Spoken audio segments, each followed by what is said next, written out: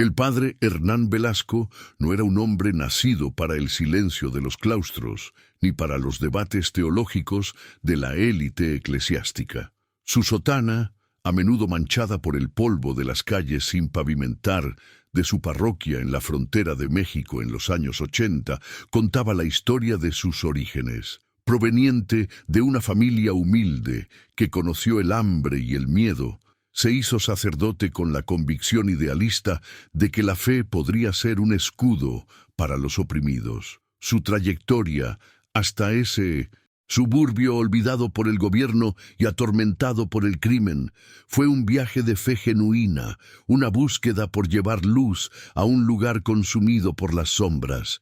Él creía que su misión era proteger a su rebaño, pero aún no sabía cuán lejos estaba dispuesto a llegar para cumplir esa promesa. Y es increíble cómo historias como la de Hernán se difunden.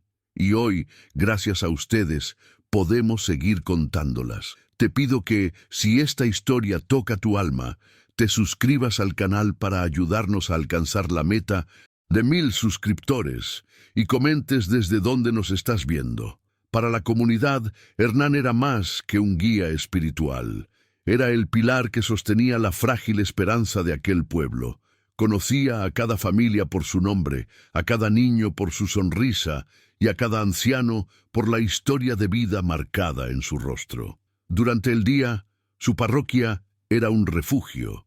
Distribuía alimentos, mediaba en disputas y ofrecía palabras de consuelo a corazones afligidos. Su presencia era un recordatorio constante de que incluso en medio del abandono a alguien le importaba. La fe que profesaba no era distante o dogmática, sino una fuerza viva, practicada en gestos de compasión y solidaridad, lo que lo hacía amado y respetado por todos, incluso por aquellos que rara vez frecuentaban la iglesia. Él era la personificación de la bondad en un lugar donde la maldad parecía reinar. Sin embargo, fuera de los muros de su humilde iglesia, el aire era denso con el olor a miedo y pólvora. El barrio vivía bajo el control de El Escorpión, un jefe de cartel cuya crueldad era legendaria y cuya influencia se extendía por todas las esferas del poder local. La policía, comprada o intimidada, hacía la vista gorda a los secuestros, extorsiones y asesinatos que se habían convertido en parte de la rutina. Las noches eran largas y ruidosas, salpicadas por sirenas lejanas y ráfagas de disparos que nadie se atrevía a investigar. La iglesia de Hernán, con sus velas parpadeantes y sus santos de yeso, era una isla de paz en un océano de violencia, un santuario precario contra la marea de oscuridad que amenazaba con engullirlos a todos. En sus sermones, el padre Hernán aún predicaba la paciencia y la resiliencia. De pie en el altar, bañado por la luz de colores que atravesaba los sencillos vitrales, hablaba sobre el poder transformador del perdón y la fuerza de la unión comunitaria. Insistía en que el bien, por más silencioso que fuera, siempre prevalecería sobre el mal ruidoso de las calles. Sus feligreses lo escuchaban con atención, queriendo desesperadamente creer en sus palabras, aunque la realidad exterior gritara lo contrario. Era un pastor, tratando de guiar a sus ovejas por un valle de lobos, armado solo con oraciones y la esperanza de que Dios, en su infinita misericordia, no los hubiera abandonado por completo a su suerte. Su figura paterna era especialmente evidente en la relación que mantenía con los jóvenes de la parroquia. Veía en sus ojos la inocencia que la brutalidad del barrio amenazaba con robar.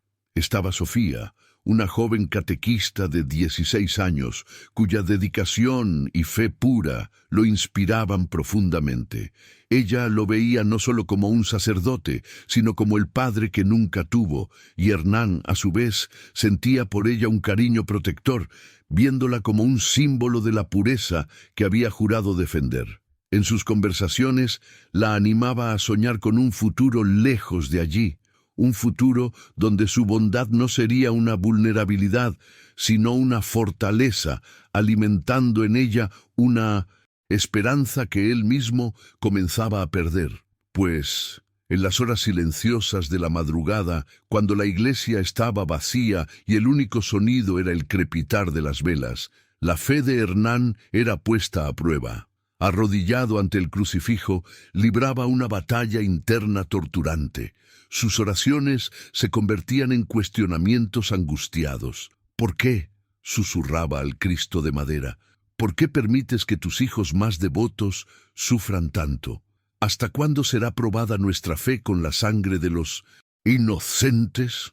La impotencia lo consumía. Sentía la ira crecer en su pecho, una emoción sombría y peligrosa que intentaba suprimir con letanías y penitencias, temiendo al hombre en el que podría convertirse si dejaba que ese sentimiento tomara el control. El fracaso de las instituciones era una herida abierta en la comunidad. Una tarde, una madre en llanto irrumpió en la sacristía contándole a Hernán que su hijo adolescente había sido llevado por hombres del cartel. Desesperada, había acudido a la policía, pero los oficiales se rieron de su dolor, diciéndole que se olvidara del chico, pues probablemente ya estaba muerto. Hernán la acompañó a la comisaría, donde su presencia como sacerdote fue recibida con una mezcla de desdén e indiferencia. El comisario, un hombre de mirada vacía y vientre prominente, apenas levantó los ojos del periódico. «Rece por él, padre», dijo con una sonrisa cínica. «Es todo lo que cualquiera de nosotros puede hacer». En ese momento, Hernán comprendió la terrible verdad. Estaban completamente solos. Para alejar la tristeza que se cernía sobre la comunidad, Hernán organizó una pequeña kermés en el patio de la iglesia. Había música, comida y niños corriendo, su risa resonando como un acto de desafío contra la opresión.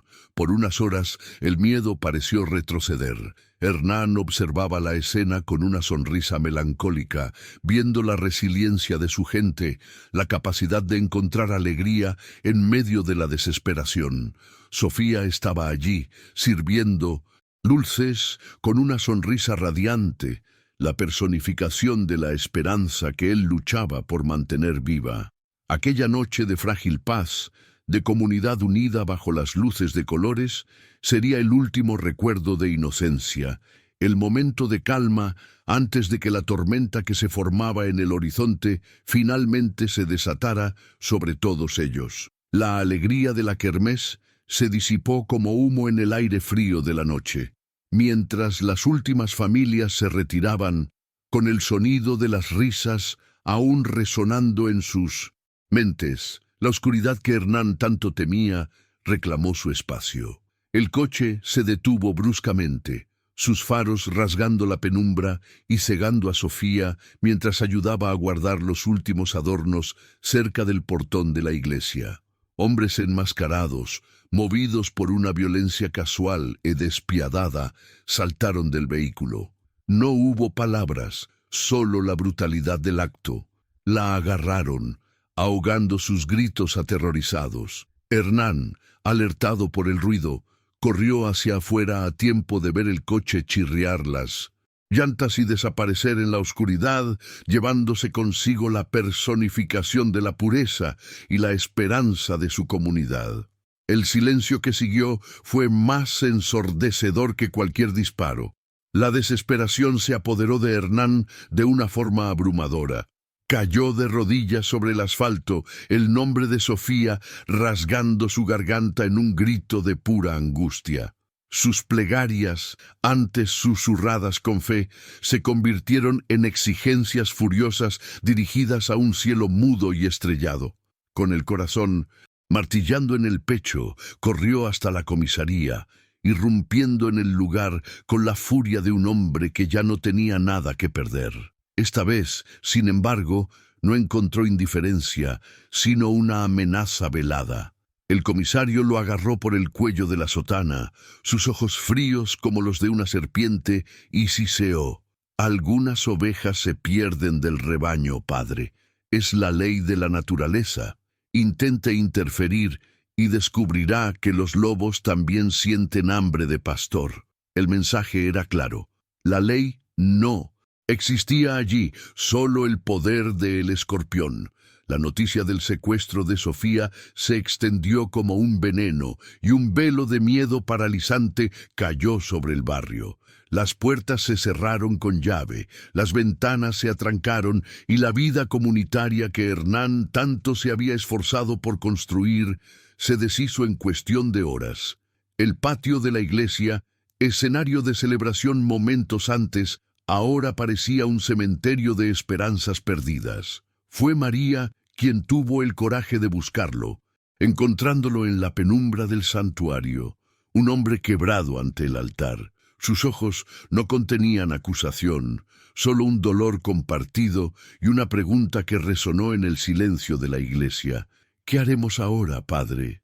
En ese instante, Hernán sintió el peso aplastante de su rebaño aterrorizado, la responsabilidad por su seguridad y la culpa lacerante por su propia incapacidad para protegerlos. 2 días después, el cuerpo de Sofía fue encontrado abandonado en un solar baldío. Un ángel, desechado en medio de la basura. La violencia del acto era un mensaje claro del escorpión, una demostración de su poder absoluto y de su desprecio por cualquier cosa sagrada. A Hernán le correspondió la tarea torturante de ir al lugar, de cubrir el cuerpo profanado y de rezar las palabras de la extrema unción, cada sílaba sonando como una blasfemia ante aquella brutalidad. La visión de la joven, cuya sonrisa radiante había iluminado su iglesia, ahora apagada para siempre, fue el golpe que finalmente hizo añicos su fe en la redención y la paciencia. El sacerdote idealista que creía en el poder de la oración murió allí, junto a Sofía, y en su lugar algo mucho más antiguo y sombrío comenzó a despertar. Aquella noche, la sacristía se convirtió en una cámara de luto y furia. Hernán no rezó por paz o consuelo. Hizo una promesa sobre la tumba simbólica de su fe perdida. Si Dios no castigaría a los monstruos que caminaban sobre la tierra, entonces Él lo haría. Se convertiría en la mano de la ira divina que todos temían invocar. Su mente, nublada por el dolor, recordó un viejo baúl de madera guardado en el depósito, dejado allí por el párroco anterior. Con manos temblorosas lo abrió. Dentro, envuelto en un paño raído, descansaba un revólver pesado y antiguo. Al cerrar los dedos sobre la culata fría del arma, una calma gélida lo invadió. La decisión estaba tomada. La justicia no vendría de los cielos ni de la ley, sino del cañón de esa arma. Ya no sería una oveja esperando el matadero. Se convertiría en el pastor que caza a los lobos. Y si sientes la llama de esta rebelión, que sepas que tu suscripción nos ayuda a llevar adelante más relatos como este, transformando la indignación en conciencia. La primera noche fue un bautismo de fuego y sangre. Hernán eligió a su objetivo con un propósito sombrío, un pequeño traficante conocido por enganchar a los jóvenes de la parroquia, el mismo que le había vendido la primera dosis al chico de la madre que lloró en su sacristía. Escondido en las sombras de un callejón fétido, esperó. El enfrentamiento no fue el de un ángel justiciero, sino el de un hombre aterrorizado. El arma temblaba en sus manos, y el primer disparo erró el blanco. La lucha que siguió fue desesperada y brutal, un enredo de cuerpos en el suelo sucio. Hernán actuó por puro instinto, movido por la imagen de Sofía y la ira acumulada. Cuando el silencio finalmente regresó, se encontró jadeante, cubierto de sudor y sangre, ante su primer pecado mortal. El regreso a la iglesia fue un camino de vergüenza. Cada paso resonaba su traición a los votos que había hecho. En la sacristía intentó lavarse las manos, pero la mancha parecía haber impregnado su alma. El agua de la pila bautismal pareció quemarle la piel. Arrodillado ante el altar, en la soledad de la madrugada, inició una confesión febril a un Dios que parecía haberle dado la espalda. Las palabras salían entrecortadas, una mezcla de justificación y autodesprecio. «Perdóname, padre, porque... Pecado», susurró, pero las palabras sonaron huecas. No buscaba la absolución, pues sabía que no la merecía. Se estaba confesando no para ser perdonado, sino para grabar el recuerdo de su caída, para nunca olvidar el precio de su elección. A la mañana siguiente, el descubrimiento del cuerpo del traficante envió una onda de choque por la comunidad. El miedo inicial pronto dio paso a un murmullo colectivo de alivio contenido. Nadie lloró por el muerto. En cambio, en las conversaciones susurradas en Mindussinpe, las esquinas y en los mercados había una nueva pregunta. Ya no era sobre cuándo atacaría el escorpión de nuevo, sino sobre quién había tenido el coraje de contraatacar. Por primera vez en años, el poder del cartel parecía tener una grieta, por pequeña que fuera. La gente se miraba unos a otros con una chispa de esperanza y temor, preguntándose si un protector anónimo había surgido de las sombras para luchar por ellos. La investigación cayó en manos del detective Morales, un hombre de mediana edad con la mirada cansada, de quien ya ha visto lo peor de la naturaleza humana y la expresión escéptica de quien ya no cree en milagros. En un departamento de policía corroído por la corrupción, Morales era una anomalía, un hombre tercamente honesto. En la escena del crimen, mientras sus colegas trataban el caso como otro ajuste de cuentas entre criminales, él notó las inconsistencias. La falta de profesionalismo, la violencia desesperada, no era la firma limpia y arrogante del cartel. Había algo diferente allí, algo personal y pasional. Sintió el olor a venganza en el aire, no a negocios. Envalentonado por el impacto de su primera acción, Hernán se volvió más metódico. Su segunda incursión fue más calculada, nacida de una perversión de su oficio sagrado.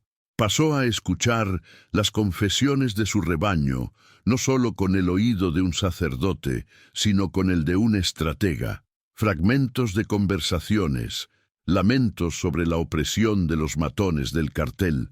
Todo se convirtió en inteligencia. Identificó a sus próximos objetivos. 2 cobradores de extorsiones conocidos por su crueldad, hombres que se deleitaban en humillar a los comerciantes locales.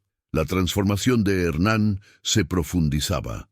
El confesionario, antes un lugar de misericordia, se había convertido en su centro de mando.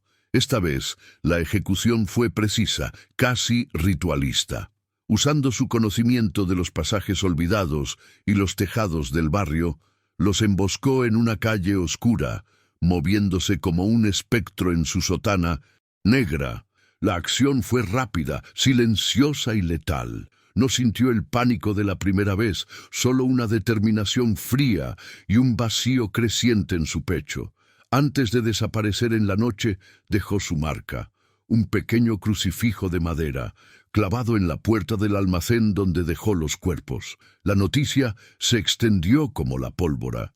Ya no era un acto aislado, era un mensaje. La leyenda del ángel vengador, un justiciero divino que cazaba a los demonios de la ciudad, nació en los susurros de la gente. La afrenta llegó a oídos de El Escorpión, quien recibió la noticia no con preocupación, sino con una furia narcisista. La pérdida de 2 hombres insignificantes no era nada.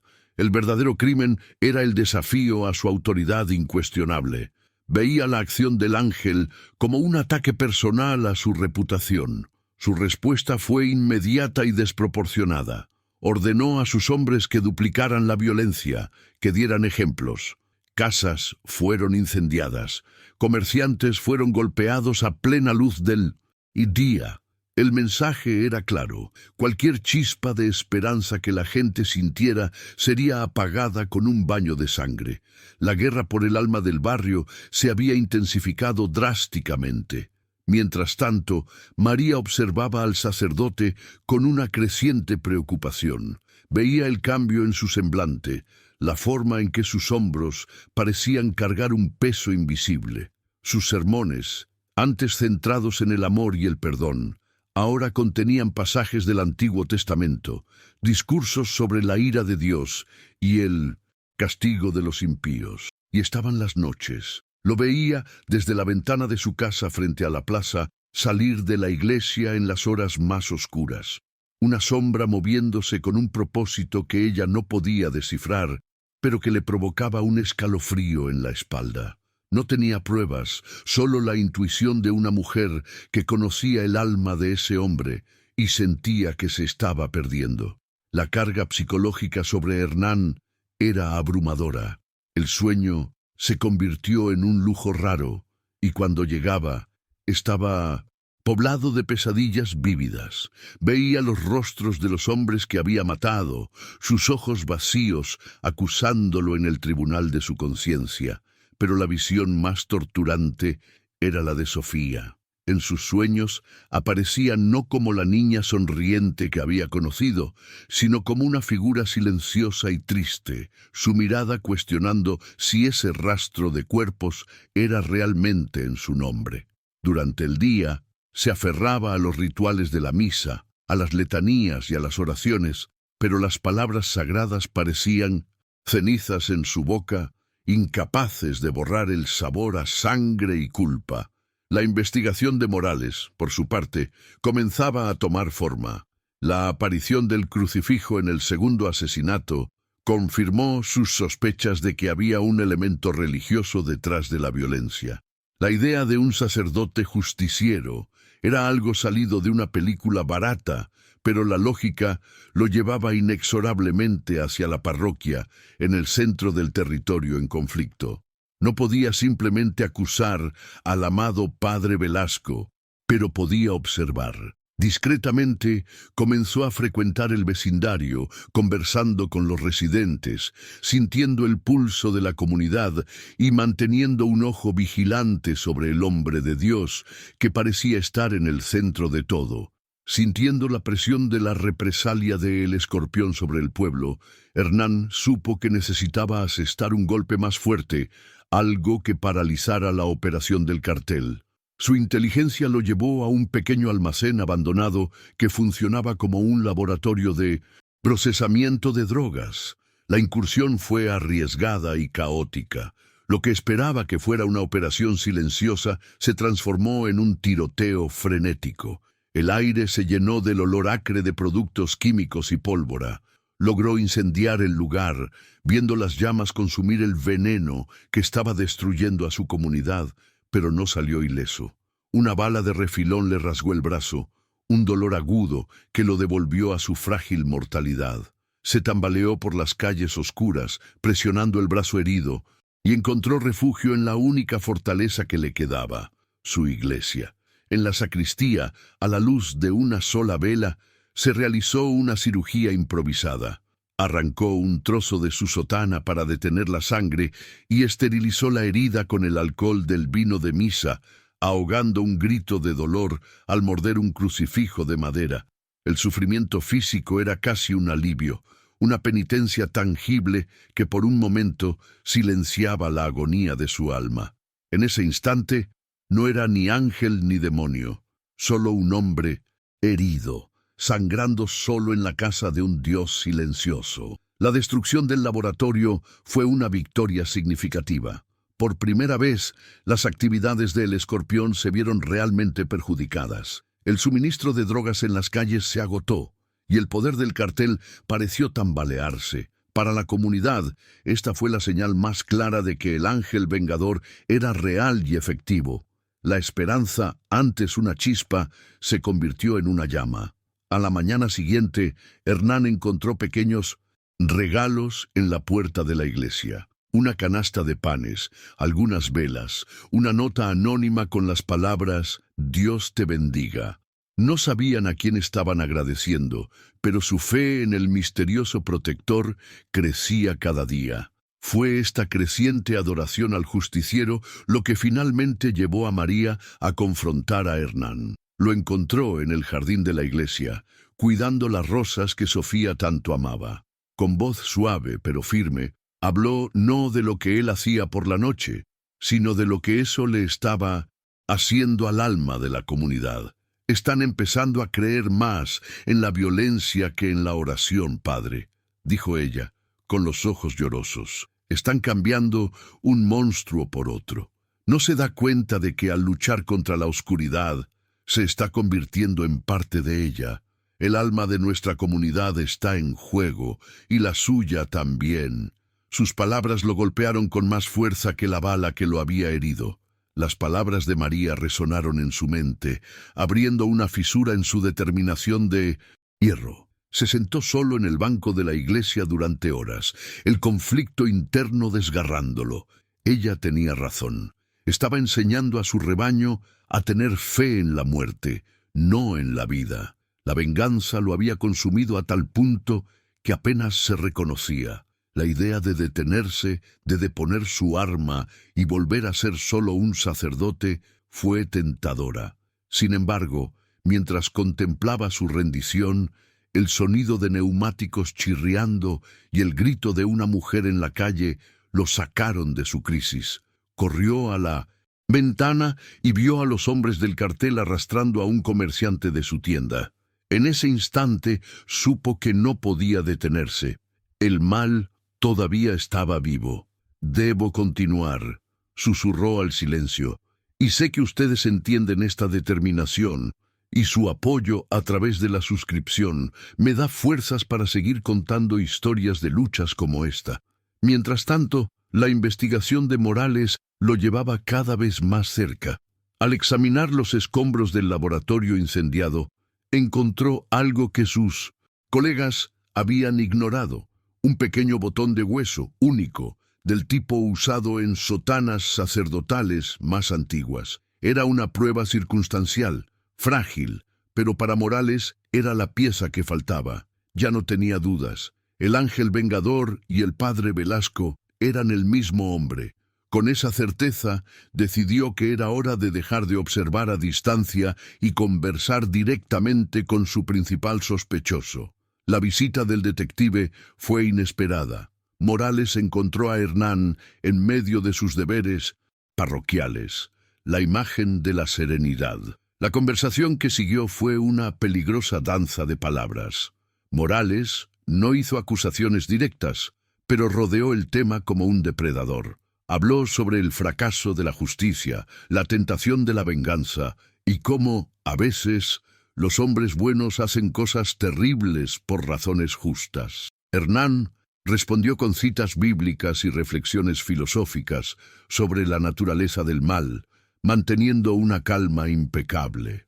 Los dos hombres se estudiaban, cada uno reconociendo en el otro una convicción profunda, aunque en lados opuestos de una ley invisible. Las acciones de Hernán tuvieron un efecto secundario inesperado dentro de la organización de El Escorpión. Los ataques precisos y bien informados sumieron al jefe del cartel en una profunda paranoia. Comenzó a haber traidores por todas partes. La confianza entre sus lugartenientes se desmoronó, reemplazada por el miedo y las acusaciones mutuas. El Escorpión, en su furia ciega, ejecutó a 2 de sus propios hombres bajo la mera sospecha de filtrar información. Sin saberlo, Hernán no solo estaba eliminando piezas del tablero, sino que también estaba haciendo que el propio rey derribara su fortaleza desde adentro. Con el cartel debilitado por la desconfianza interna, Hernán planeó su siguiente movimiento, el más audaz hasta el momento. El objetivo no sería de músculo, sino de dinero. El contador del cartel, el hombre que lavaba las fortunas manchadas de sangre. Atacar el pilar financiero sería un golpe del que el Escorpión difícilmente se recuperaría. Esto requería un tipo diferente de guerra, una de astucia y paciencia. Hernán pasó semanas observando, aprendiendo las rutas, los horarios, los protocolos. Estaba evolucionando de un vengador pasional a un estratega frío y calculista. El ataque no fue un baño de sangre, sino una pieza de teatro simbólica. Hernán interceptó un furgón blindado que transportaba las ganancias de una semana, utilizando una serie de distracciones ingeniosas que aprendió de las historias de guerra de un veterano de su parroquia. neutralizó a los guardias sin matarlos. Luego condujo el vehículo hasta la plaza central frente a la iglesia. Allí abrió las puertas y ante las ventanas curiosas de los residentes prendió fuego a montañas de dinero. La imagen de las llamas consumiendo la riqueza del cartel bajo la sombra de la cruz de la iglesia era una declaración de guerra poderosa e inolvidable. La humillación pública fue la gota que colmó el vaso para el escorpión. Su poder no residía solo en la violencia, sino en la ilusión de su omnipotencia. El ángel vengador había destruido esa ilusión. Ciego de odio, puso una recompensa altísima por la cabeza del justiciero y trajo de fuera a un grupo de sicarios notorios por su brutalidad y eficiencia, hombres que no tenían ninguna conexión o escrúpulo con la comunidad local. La casa del ángel se convirtió en la única prioridad del cartel. Las calles del barrio se transformaron en un campo de caza, y Hernán, el cazador, ahora era la presa más codiciada. Hernán sintió el cambio de inmediato. El aire se volvió más pesado, las miradas en las calles más asustadas. Estaba siendo cazado abiertamente. Por un lado, los nuevos y despiadados sicarios de El Escorpión. Por el otro, el detective Morales, quien sabía que estaba cada vez más cerca de la verdad. El aislamiento lo consumía. Era un ejército de un solo hombre, atrapado entre la ley de los hombres y la ley del crimen. Sus conversaciones con Dios habían cesado. Ahora solo enviaba informes cortos y desesperados al silencio, como un soldado atrincherado, sabiendo que la batalla final se acercaba. La inevitable emboscada ocurrió en una noche lluviosa. 3 sicarios lo esperaban en el laberinto de callejones detrás de la iglesia. El enfrentamiento fue rápido y salvaje. Hernán solo sobrevivió gracias a su conocimiento íntimo de cada atajo y escondite, usando la oscuridad y la lluvia a su favor. Logró escapar, pero no antes de que uno de los sicarios le pasara un cuchillo por la pierna, dejando un corte profundo.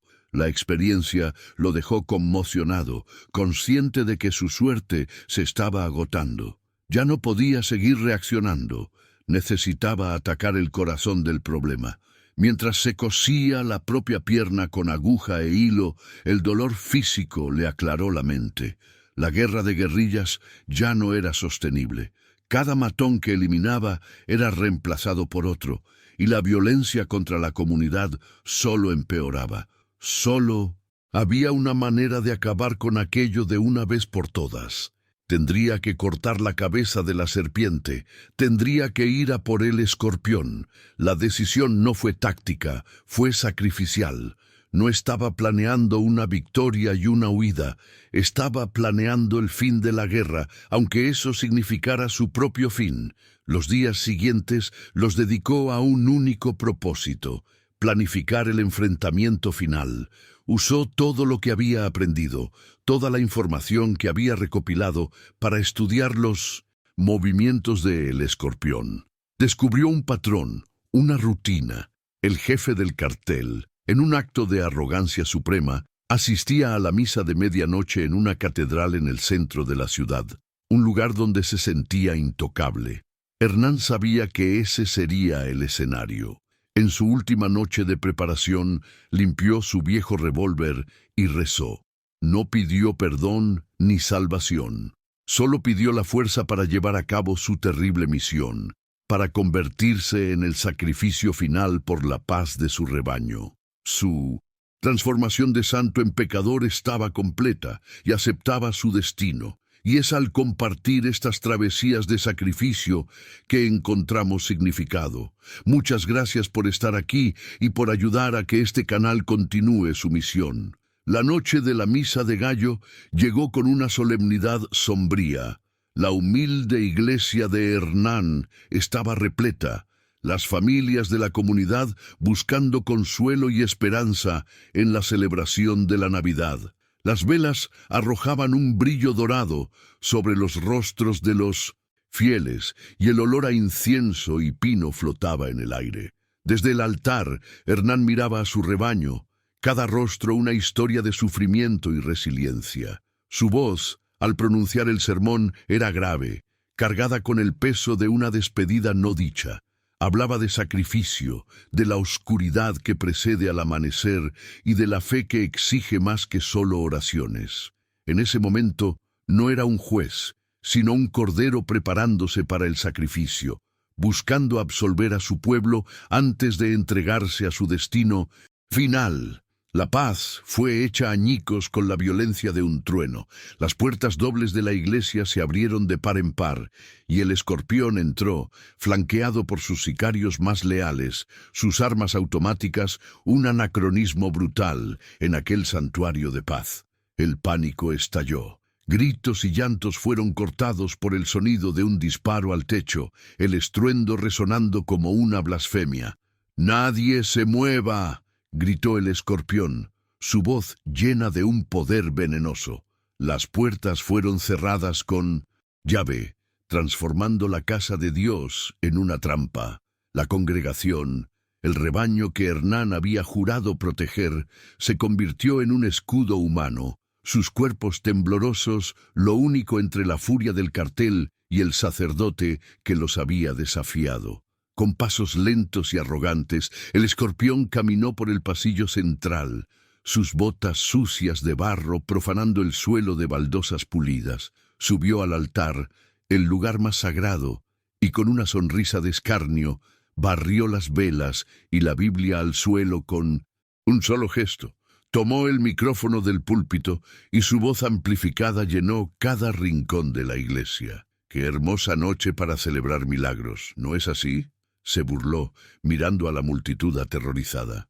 «Ustedes rezan por salvación, pero su Dios los ha abandonado. Susurran sobre un ángel vengador, un fantasma que mata por la espalda. Pero yo estoy aquí, el poder real, de carne y hueso».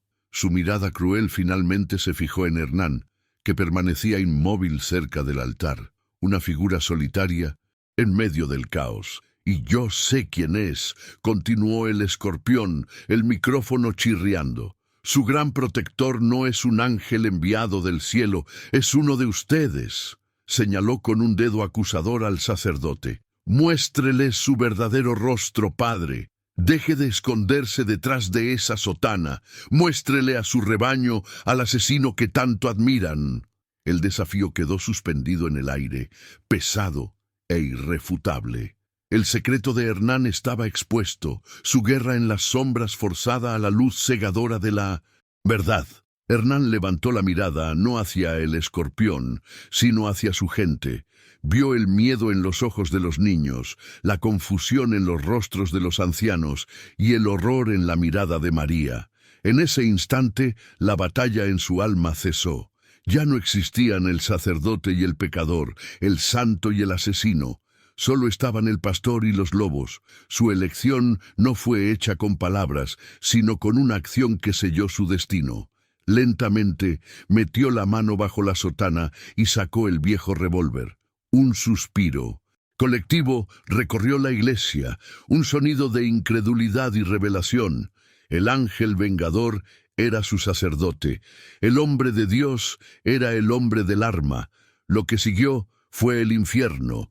La sagrada iglesia se convirtió en un campo de batalla. Hernán, usando su bendición de conocer cada centímetro de ese lugar, volcó un pesado banco de madera, creando una barricada. El tiroteo fue ensordecedor, las balas rasgando el aire, haciendo añicos los vitrales y clavándose en los santos de yeso que presenciaban la carnicería en silencio. Hernán ya no luchaba con la vacilación de un hombre en conflicto, sino con la furia determinada de quien ya ha aceptado su propia condena. Cada disparo era una oración desesperada, cada movimiento una defensa de su pueblo. Era la lucha final entre la fe distorsionada por la violencia y el nihilismo que se creía divino. En el apogeo del caos, Hernán vio a el escorpión agarrar a un niño para usarlo como escudo. Sin un segundo de vacilación, abandonó su cobertura, exponiéndose, Una bala lo alcanzó en el hombro, el dolor una explosión de fuego, pero no flaqueó. Avanzó, convirtiéndose él mismo en un escudo humano, interponiendo su cuerpo entre el criminal y el niño. A pocos metros de distancia, los dos hombres se miraron, el sacerdote sangrando y el demonio sonriendo. Hernán levantó su arma por última vez, el cañón firme, y disparó. El escorpión cayó hacia atrás, su cuerpo golpeando contra el altar profanado, su tiranía finalmente silenciada. La victoria fue absoluta, pero el costo, incalculable. Hernán permaneció de pie, el arma humeante en la mano, su secreto revelado, su alma sacrificada ante el rebaño que había salvado y perdido en la misma noche. Compartir estas historias es nuestra misión y tu suscripción es lo que nos permite continuar. Gracias por ser testigo de este momento. El sonido del último disparo se disipó, dejando un silencio denso y pesado en el aire, roto solo por los sollozos contenidos de los fieles. El rebaño de Hernán lo miraba a su pastor, que ahora estaba ante ellos como una figura trágica y aterradora. El hombre que les ofrecía el pan de vida tenía las manos manchadas de muerte. No había alegría en la victoria, solo el shock de la revelación y el dolor del sacrificio. María fue la primera en moverse, acercándose lentamente a él, no con miedo, sino con una profunda compasión. Miró la herida en su hombro y luego sus ojos, viendo allí no a un monstruo, sino a un hombre que se había lanzado al abismo para salvarlos. En esa mirada silenciosa, la absolución que ya no buscaba de Dios le fue concedida por su pueblo. Las sirenas aullantes se acercaron, y pronto las puertas de la iglesia fueron derribadas por la policía. El detective Morales entró, arma en mano, y se detuvo abruptamente ante la escena surrealista. El cuerpo del escorpión yacía a los pies del altar. Sus sicarios estaban muertos o heridos por los rincones, y el párroco, ensangrentado y exhausto, sostenía un revólver humeante. Los ojos de Morales y Hernán se encontraron a través del santuario profanado. No hubo sorpresa en el rostro del detective, solo un pesar resignado. Finalmente había acorralado a su ángel vengador, y como sospechaba, encontró al alma más torturada de la ciudad. El juego del gato y el ratón había terminado en un jaque mate melancólico. Con la poca fuerza que le quedaba, Hernán soltó el arma. El revólver cayó al suelo con un golpe metálico que resonó como el punto final de su cruzada. No ofreció resistencia. La guerra había terminado y él estaba agotado. Mientras Morales se acercaba y, con una gentileza inesperada, lo esposaba, Hernán miró por última vez a su congregación. Sus rostros eran un mosaico de dolor, gratitud y pérdida.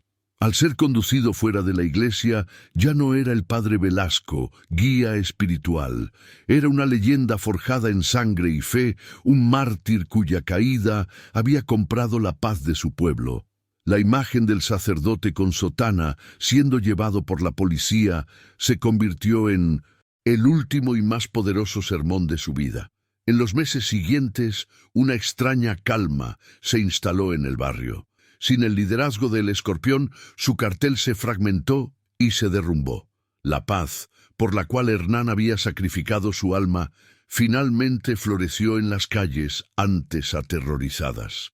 Un nuevo sacerdote fue enviado a la parroquia, un hombre bueno y gentil que hablaba de perdón y nuevos comienzos. Pero la sombra de Hernán Velasco permaneció, cerniéndose sobre la comunidad como un guardián, silencioso. Su nombre era susurrado con reverencia y cautela, la historia de su guerra solitaria convirtiéndose en un mito fundador para aquella comunidad renacida.